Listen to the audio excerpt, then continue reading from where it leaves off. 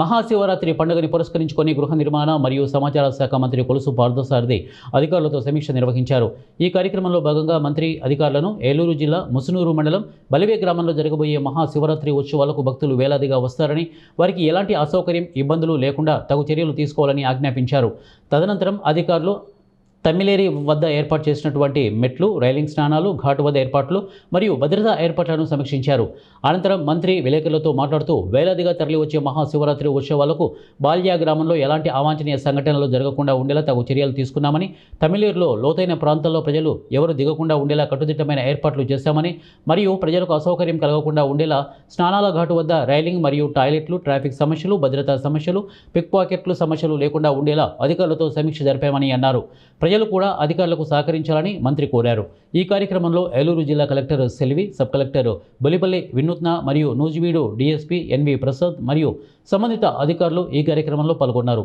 ప్రభుత్వం యొక్క ముఖ్య ఉద్దేశం భక్తులందరూ కూడా సౌకర్యవంతంగా వారి మొక్కులు తీర్చుకోవటం కానీ, భగవంతుడి ఆశీర్వాదం పొందటం కానీ జరగాలనేది ప్రభుత్వం యొక్క లక్ష్యం.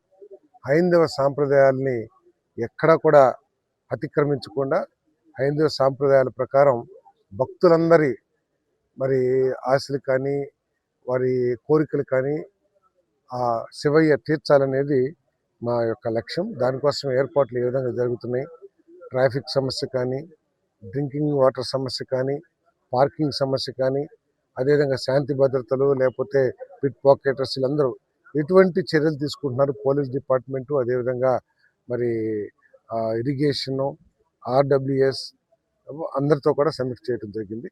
ముఖ్యంగా తమ్మిలేరులో పోయిన సంవత్సరం చిన్న దురదృష్టవశాత్తు ఎక్కడో కొంత దుర్ఘటన జరిగితే అది ఇక్కడికి వచ్చి కొంత ఇబ్బంది పెట్టిన పరిస్థితి మనందరికీ తెలిసిందే.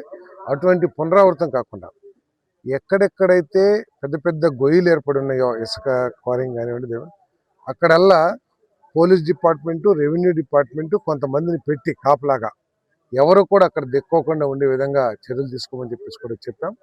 అదేవిధంగా ఎవరికి కూడా ఎటువంటి అసౌకర్యం